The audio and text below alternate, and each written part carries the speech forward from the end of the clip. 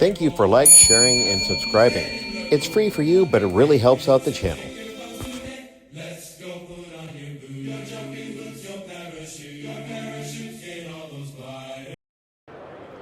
And today on Have a Knife Day, we are at Day 2 Blade Show Atlanta.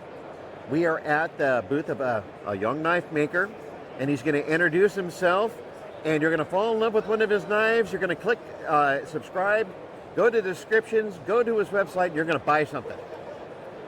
Now over to you. Hey guys, I'm Rory with the Wayward Rogue. I specialize in doing hand-forged, brute-to-forge knives, a lot of fantasy and function involved. I'm also a full-time leather worker. I do full costumes, all my leather, all my armor. So I got a little spice to go with everything. So now if you were to pick up one knife right now to talk about, what knife would that be? That's going to be this chopper right here. It was a lot of fun for me. I called it the Butcher.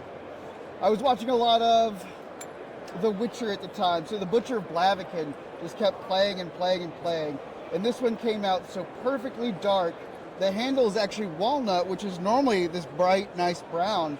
But I was able to get it to oxidize, turn this jet black, white pins, a little snowflake obsidian in the pommel. Everything about it just came out just right. And I absolutely love it. I'm so happy that it's still here because I get to see it every day.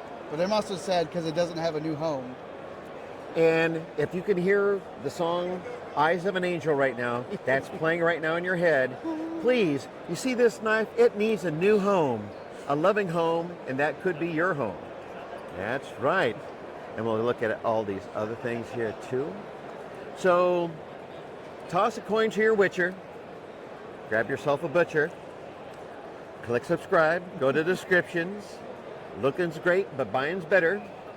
Have a great show. And have a nice day.